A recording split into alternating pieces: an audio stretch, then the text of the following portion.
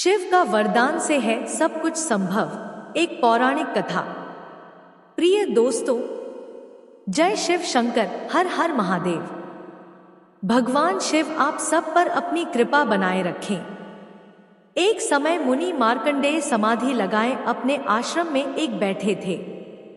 इतने में देवाधिदेव भगवान शंकर जगजननी पार्वती के साथ नंदी पर सवार होकर उसी मार्ग से निकले। मुनि को शांत भाव से बैठे देखकर पार्वती जी भगवान शंकर से बोली, भगवन, ये कोई महातपस्वी मुनि मालूम होते हैं, इन्हें सिद्धि प्रदान कीजिए, क्योंकि सारी तपस्याओं को सिद्ध करने वाले आप ही हैं। शंकर बोले, हे पार्वती, ये मार्कंडेय मुनि भगवान पुरुषोत्तम के बड़े भक्त हैं, अतएव ये तप के द्वारा कोई सिद्धि नहीं चाहते। अधिक क्या कहें, इन्हें मोक्ष की भी परवाह नहीं है, फिर सांसारिक सुखों की तो बात ही क्या है। तथापि हे पार्वती, हम चलकर थोड़ी देर इनसे वार्तालाप करें, क्योंकि साधु समागम से बढ़कर संसार में कोई लाभ नहीं है। यह कहकर भगवान शंकर मुनि के समीप गए, किंतु मुनि की वृत्तियां ब्रह्मा में लीन होने के कारण उनका ब्रह्मज्ञान लुप्त हो गया था, अतएव उन्हें जगदात्मा शिव पार्वती के आने का पता ही नहीं लगा। यह देखकर भगवान शंकर अपनी योगमाया के प्रभाव से मुनि की हृदय गुहा में प्रविष्ट हो गए।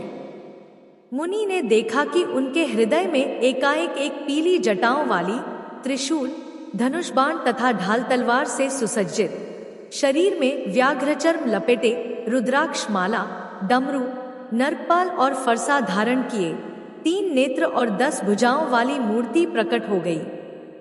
इस विकराल मूर्ति को हृदय स्थित देखकर मुनि को बड़ा आश्चर्य हुआ और इसी आश्चर्य में उनकी समाधि टूट गई। मुनि ने आंख खोलकर देखा तो सामने भगवान रुद्र पार्वती सहित अपने गणों को साथ लिए खड़े थे। मुनि ने उन्हें साष्टांग प्रणाम किया और पार्वती सहित उनकी भक्तिपूर्वक पूजा की। प्रसन्न होकर भगवान शंकर बोले, हे मुने, हम तुम्हारी भक्ति से बहुत प्रसन्न हैं, अतः हमसे इच्छित वर मांगो। ब्रह्मा, विष्णु और मैं तीनों ही वर देने वालों में श्रेष्ठ हैं।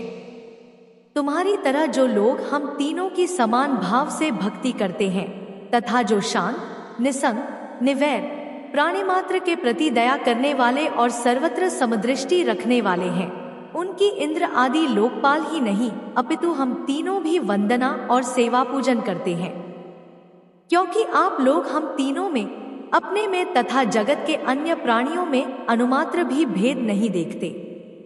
अतएव हम लोग आप जैसे ब्राह्मणों का भजन किया करते हैं। तीर्थ और देवता तो चिरकाल पर्यंत सेवा करने पर फल देते हैं, किंतु आप जैसे साधु पुरुष तो दर्शन मात्र से ही कृतार्थ कर देते हैं। जो तुम्हारी भांति चित्त को एकाग्र करके तप, स्वाध्याय और संयम में रत रहते हैं, उन ब्राह्मणों को हम सदा नमस्कार किया करते हैं। आप सदृश महानुभावों के दर्शन अथवा नाम सुनने मात्र से ही महापातकी और चांडाल भी शुद्ध हो जाते हैं। फिर जिन्हें आप लोगों के साथ संशण आदि का सौभाग्य प्राप्त होता है, उनकी तो बात ही क्या है। भगवान शंकर के इन वचनों को सुनकर ऋषि गदगद हो गए। वे बोले, भगवन, मैं तो आपके दर्शन मात्र से कृतार्थ हो गया और वरदान क्या मांगू।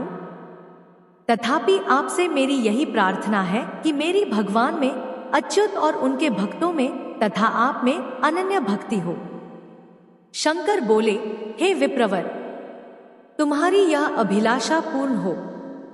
इस कल्प के अंत तक तुम्हारी कीर्ति अटल रहेगी और तुम अजर अमर रहोगे।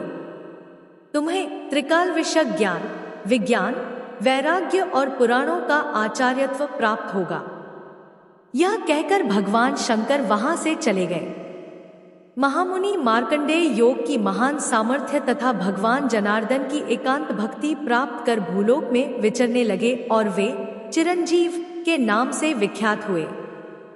पुराणों में वर्णित एक उल्लेख के अनुसार महर्षि मार्कंडेय के तप से प्रसन्न होकर भगवान नारायण ने पुत्र रूप में उनके यहाँ जन्म लिया था।